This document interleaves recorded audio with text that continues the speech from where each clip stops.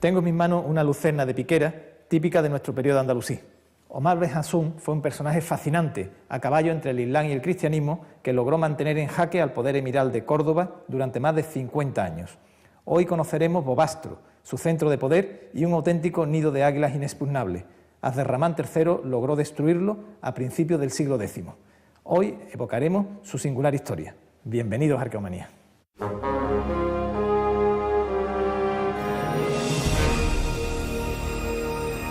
En el interior de la provincia de Málaga, en el término municipal de Ardales, se encuentran las ruinas de la mítica ciudad de Bobastro, un enclave fundamental para comprender la expansión musulmana en la península ibérica, gracias a la rebelión de Omar Ben Hafsun contra los emires de Córdoba. Los cronistas cordobeses la llamaron nido de águilas y lugar de perdición. Toda la literatura histórica de la Córdoba emiral y califal trató este lugar como un espacio del mal. La causa no era otra que los profundos problemas que su gobernante, Omar Ben Hafsun, provocó en la incipiente potencia hispano-musulmana. Córdoba se iba consolidando como capital de un reino y Bobastro se convirtió en su contrapeso. Para los historiadores españoles del siglo XIX, encabezados por Simonet, Bobastro era todo lo contrario que para los historiadores de Córdoba, y Omar Ben Hafsun una especie de Pelayo andaluz. Se le consideró un cristiano valeroso rebelado contra la herejía, un paladín del cristianismo y de la soberanía hispana. Independientemente del punto de vista de los historiadores, todos coinciden en un hecho.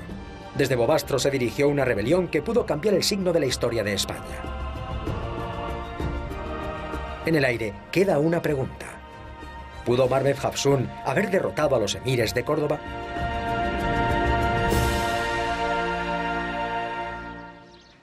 Virgilio Martínez Enamorado es un arabista experto.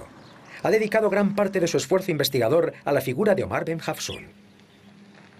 Me parece un personaje fundamental para tratar de explicar la historia del Al-Ándalus.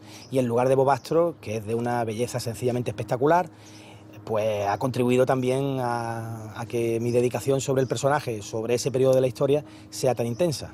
Yo entiendo que Omar Ben Hafsun pertenece a la tradición política musulmana, que se mueve perfectamente en ese ámbito musulmán y que esos elementos que se entienden hispanos, que están muy presentes en el personaje, no tienen la importancia que se le ha dado por parte de la historiografía española. Yo pienso en él como el hombre que pudo reinar. En una época donde en Al-Ándalus se producen numerosas rebeliones contra el poder central, o digamos el poder central está intentando controlar unos territorios que se le escapan, Ben Hafsun es uno de los personajes que logra resistir durante mucho más tiempo con el apoyo, por lo que nos dicen las fuentes, sobre todo de la población cristiana y de la población muladí, es decir, de los cristianos que se han convertido al Islam y que no acaban de encontrar un lugar claro en la nueva sociedad que se está formando, en la sociedad islámica, un lugar claro en el sentido de que no están obteniendo igualdad frente a, podríamos llamar, los musulmanes viejos.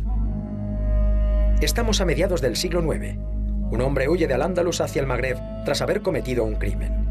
Estando en una ciudad de Argelia, recibe una extraña profecía. Omar Ben Hafsun es perseguido en Al-Ándalus por un asesinato que comete y huye sintomáticamente al lugar de Tahert, donde hay un emirato jariyí, de los rustumíes de Tahert. Allí comienza a trabajar como ayudante de sastre de un hombre venido de Raya, de la circunscripción, que tenía a Málaga, Archidona, dependiendo del momento, como capital. En ese momento, que está trabajando aproximadamente unos 40 días en ese taller artesanal como sastre, recibe la visita de un señor mayor que le pregunta: ¿conoces el monte de Bobastro? Y él contesta: sí, soy de allí. Este hombre, este viejo, le hace una profecía: pues tú serás el que te levantarás desde ese monte contra el poder de los omeyas. Hasta el fortín de Bobastro se desplazó una enigmática embajada procedente de Cairoán. En torno al año 914 llega a la península ibérica dos emisarios enviados por los fatimíes, enviados por el califa fatimí, buscando precisamente el compromiso político de Omar Ben Hafsun con la causa fatimí y buscando, por supuesto, que si Omar Ben Hafsun relevaba a los omeyas, él podría encarnar un nuevo emirato en Al-Ándalus.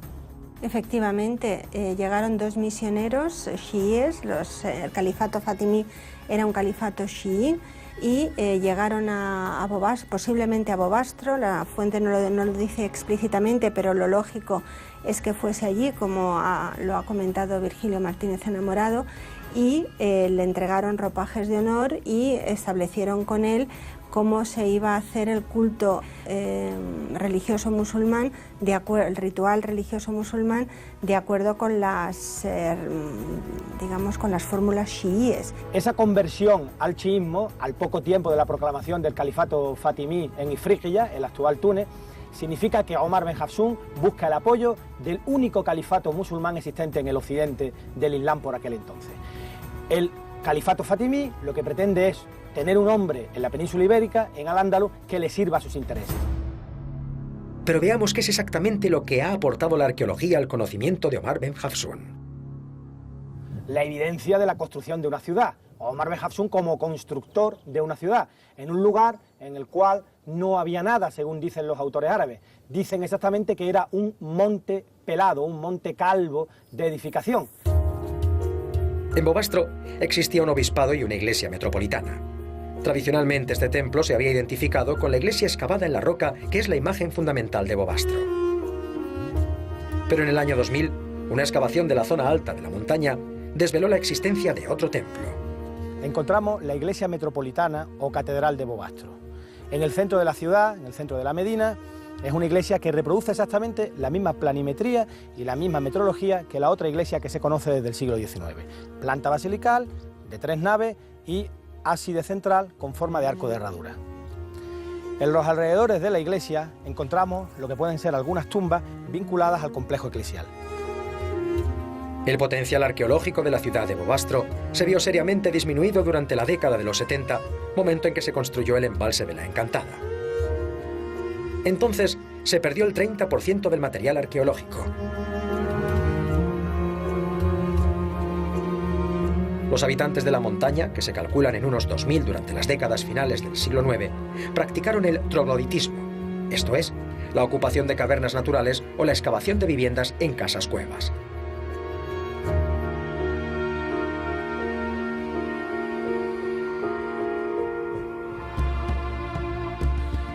Pero la sorpresa mayúscula es la denominada Casa de la Reina.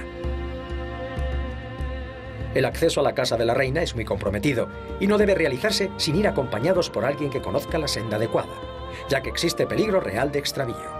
Una mala decisión y estaremos al filo de un precipicio. La casa está dividida en 2 alturas. La parte inferior es la vivienda propiamente dicha. La superior, a la que se accede por unas escaleras talladas en la roca, fue destinada a granero. Desde principios del siglo XX, se ha trabajado en la montaña de Bobastro con el fin de despejar todas las incógnitas que la rodean. La iglesia más famosa de Bobastro está rodeada de otras estructuras como silos y una pequeña necrópolis. El templo nunca fue terminado. Esto se aprecia claramente en los arcos de herradura de la nave superior que se quedaron a medio tallar. No obstante, por la documentación histórica se sabe que el templo se consagró y que en él se celebraron actos litúrgicos. Para poder contemplar otros restos arqueológicos de la época de Omar Ben Hafsun, hay que desplazarse hasta el pueblo de Ardales.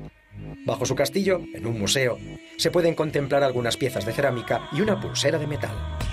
Y es que para comprender el éxito de Omar Ben Hafsun, es de capital importancia el conocimiento de su territorio y su organización defensiva. Bobastro estaba rodeado de un cíngulo de fortalezas, castillos-puertas la hemos llamado, que servían para controlar los accesos, los distintos accesos al lugar de las mesas de Villaverde. Podemos observar algunos de estos castillos, estructuras débiles de fortificación que coronan cerros. Los portizuelos, el Tajo de la Encantada, el Almorchón o este otro de los castillejos. Todos ellos dispuestos por Omar Ben Hafsun para la defensa de su ciudad. Tras la muerte de Omar Ben Hafsun, Abderramán III sitió Bobastro desde una colina cercana. Bobastro cayó y fue arrasada. El cadáver de Omar Ben Hafsun fue profanado. Se le colgó en una de las puertas de Córdoba junto a la cabeza de un cerdo. Al final, ¿pudo Omar Ben Hafsun haber derrotado a los emires de Córdoba? En un momento dado, él amenaza a Córdoba claramente y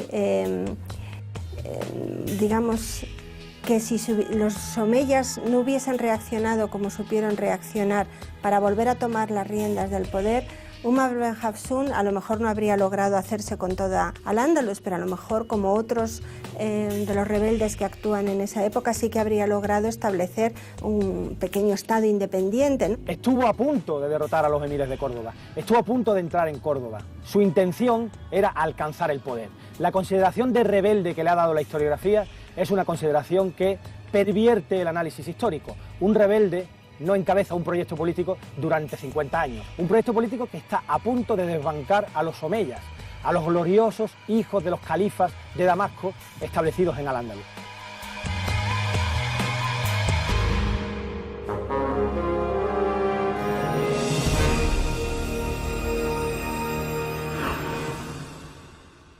Bueno, a mí me interesa mucho la historia desde el principio. Y una vez que empecé la carrera y que me empecé a meter un poco en el mundillo, me llamó mucho la posibilidad no solo de estudiar la historia con fuentes escritas, sino además de poder hacer trabajo de campo, de poder desenterrar restos y, bueno, y un poco pues esa parte que combinaba la historia con un poco un toque de aventura. Concienciar a la gente y concienciar a la sociedad y a las administraciones, ¿no? Y que los arqueólogos seamos capaces no solo de divulgar lo que descubrimos y de generar conocimiento, sino además concienciar a la gente para que respete su historia, respete su patrimonio y entiendan que esto es un trabajo serio, es un trabajo científico con el que ellos tienen que sentirse vinculados, ¿no? Y reconocerse en él. Sobre todo el trabajo, el esfuerzo y la constancia, ¿no?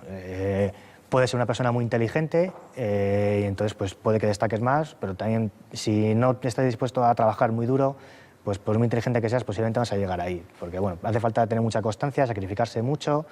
Para hacer una tesis tienes que controlarte tú, manejar tus tiempos y dedicarle muchísimo esfuerzo. Entonces creo que sobre todo constancia.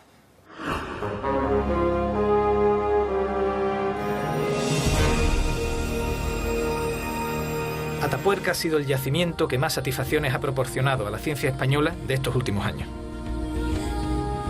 Pero para ello ha sido preciso recorrer un largo y arriesgado camino que comenzó a finales del siglo XIX, cuando Richard Pearse Williams, convencido de las riquezas de hierro y carbón de la Sierra de la Demanda, ordenó construir el ferrocarril minero Villafría-Monterrubio de la Demanda.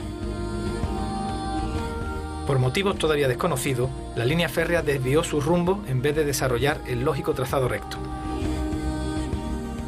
Fue necesario excavar unas trincheras de 1,5 kilómetros de longitud y de hasta 20 metros de profundidad. ¿Por qué este insólito desvío? Y para mí que no me digan que eso era un ferrocarril benéfico para transportar carbón de Pradoluengo, de por ahí en la provincia de Burgos, al norte. Esos buscaban huesos humanos, era una época que como los huesos tienen fosfato, y muchos de los huesos que fosilizan lo que tienen es fosfato de calcio, fosfato cálcico, el mineral de los huesos. Cuando se empezó a hacer industria del fósforo para abonos industriales, en Norteamérica empezaron a hacerlo usando fósiles de dinosaurios y yacimientos de dinosaurios, que daba cantidades de toneladas de fosfato cálcico para sacar de ahí fósforo para el abono industrial. Sea como fuere, la excavación de la trinchera atravesó uno de los más importantes yacimientos que existen en el mundo del Pleistoceno medio e inferior. Aquí, a finales del siglo XX, se encontraron los restos del Homo antecessor, de unos 800.000 años de antigüedad. Aunque las excavaciones más conocidas son las de los 3 yacimientos de la trinchera del ferrocarril, hoy conoceremos los trabajos de la sala de entrada de la Cueva Mayor de Atapuerca.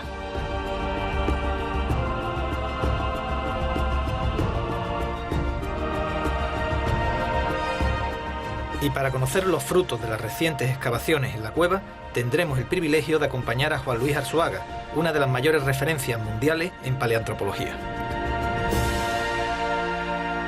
Juan Luis, la verdad que siempre la imagen que se conoce, que sale por televisión, es la de la famosa trinchera, cuando el tren cortó la montaña y ahí han aparecido huesos tan importantes como los de los antecesores, ¿no? Pero bueno, también está esta cueva que es básica en vuestras investigaciones, ¿no? Sí, bueno, la cueva mayor es la cueva importante, de hecho es la única cueva, es un sistema kárstico. Algunas de esas galerías van a la trinchera, pero son esas unas entradas de cueva que se cegaron y se rellenaron y que desaparecieron del paisaje, como se cubrieron de vegetación y que como cueva no se podía entrar en ellas, no existía como boca, y la cueva de la zona de la Sierra de Atapuerca es esta, que se llama la Cueva Mayor.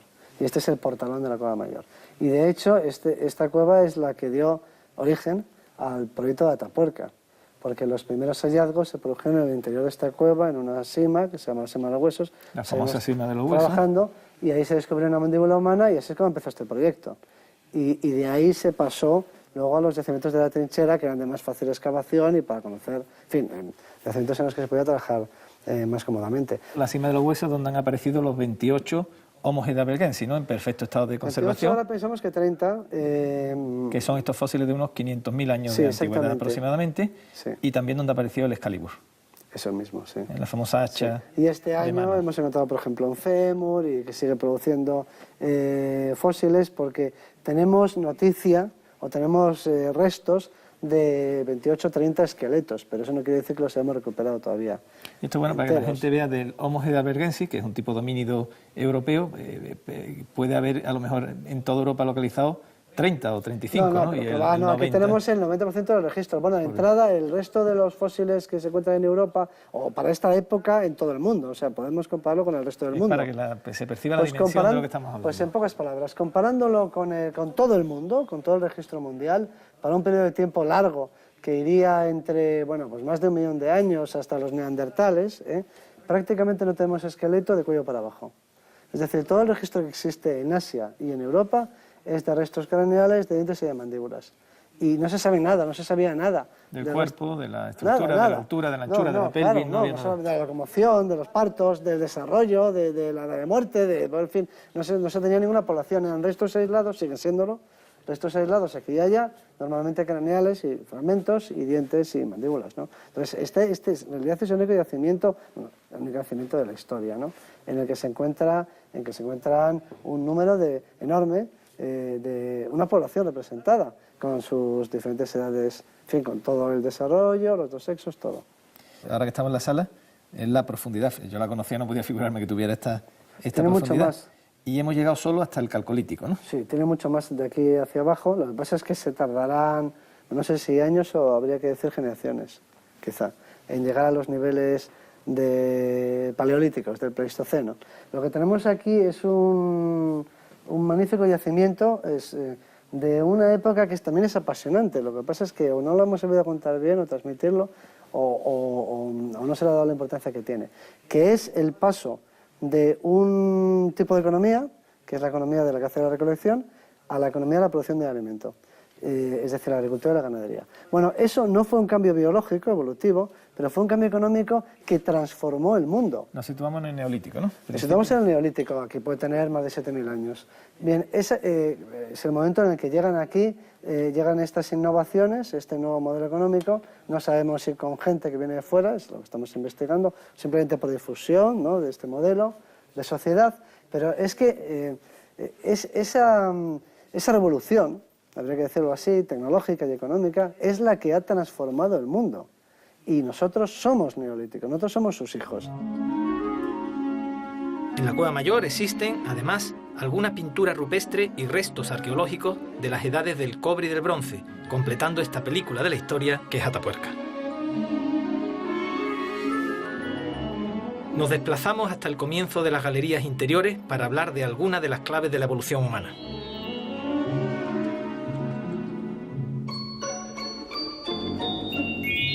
Siempre hablamos de los antepasados africanos. Sí. ¿Tú crees que todos los homínidos nacen como especie o su raíz en África, o contempla estas teorías que hay que de repente aparecen las especies en distintos sitios simultáneamente? Bueno, hay que verlo. África parece que ha estado bombeando todo el tiempo especies porque es el centro de origen del grupo, de nuestro grupo biológico, y seguramente, bueno, es donde se dan las mejores condiciones para la vida humana. Entonces es ahí donde se van produciendo las novedades evolutivas, ¿no? Van apareciendo diseños nuevos, tipos nuevos de homínidos. Y primero aparecen los homínidos, los primeros bípedos, luego los australopitecos que ya incluso se alejan del bosque, luego Homo habilis. Son una serie de grandes novedades en la evolución. Son transiciones evolutivas muy importantes que cambian el diseño de del tipo biológico y que se produce en África. Luego aparecen los humanos grandes, vamos a decirlo así, Homo erectus para entendernos, porque todos los anteriores son pequeños. Luego aparecen los humanos grandes, estaturas, cerebros, y esos son los que salen, por lo que sabemos. Y luego Homo sapiens, que es la última gran novedad evolutiva, es también africana, en fin. Quién sabe si un poco más allá, ¿no? La población de la que procede Homo sapiens no la tenemos bien delimitada, pero puede llegar hasta Israel, que no deja de ser el este de África o su prolongación. Esa zona es la que da origen al Homo sapiens. Mientras tanto, en el resto del mundo pasan cosas. Los neandertales son un producto evolutivo local y europeo. En Asia tenemos una cosa que somos floresiensis muy local. De la isla de Flores. O sea, quiere decir que en el resto del mundo pasan cosas. En un momento dado podrían surgir otra especie de homínidos que nos desplazaran. De forma natural no va a ocurrir. Ahora bien, tenemos la tecnología para hacerlo. El equipo de Atapuerca consiguió para la paleoantropología española las portadas de las principales revistas científicas del mundo. Este espectacular conjunto continuará proporcionando sorpresas que quizá puedan responder a las muchas preguntas que todavía se hace la ciencia acerca de nuestra evolución como especie. Nos despedimos hoy con nuestra visita al Monte de Balonsadero, en las cercanías de Soria. En los abrigos naturales de sus rocas, nuestros antepasados neolíticos dibujaron centenares de pinturas rupestres, muchas de ellas dedicadas al toro. Y no olviden que en nuestro próximo programa continuaremos contándoles lo que pasó hace mucho, mucho tiempo.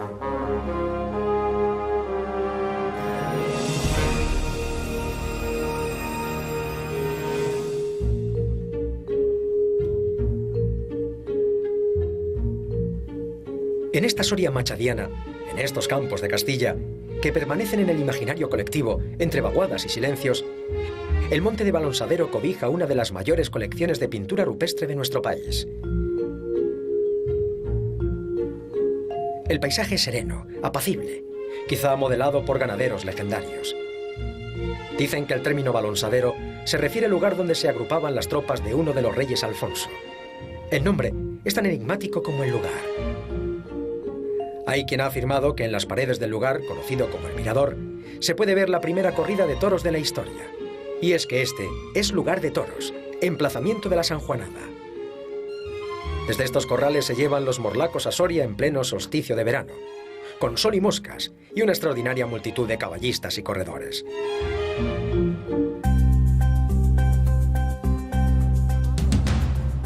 En Balonsadero existen 35 conjuntos pictóricos distribuidos en 2.800 hectáreas.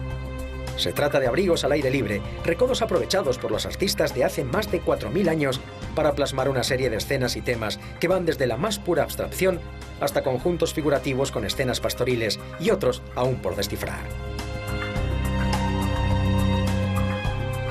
Esta estación de arte rupestre tiene paralelismos con las Batuecas, el río Vero y el barranco del Duratón. La contabilización que yo tengo hecha de hace ya unos años, en Balonsadero son de 579 pinturas, 579 motivos distintos, diferentes. Lo cual no quiere decir que sean tipos distintos 579, sino que hay evidentemente una serie de unos 30 tipos y sobre esos tipos pululan o se desarrollan todos los demás. Entonces, pues hay muchas barras, hay muchos antropomorfos, pero es evidente que hay motivos abstractos y motivos naturales. Nos encontramos también con figuras humanas que estarían asociadas con figuras, con escenas de recolección o escenas de domesticación o escenas de caza o escenas en algunos casos incluso agrícolas, puesto que hay alguna representación de algún instrumento agrario dentro de estas pinturas. Por tanto, agricultura, recolección, pastoreo son elementos muy, muy claros que marcarían perfectamente un momento, el momento del Neolítico hacia la Edad del Bronce y la propia Edad del Bronce.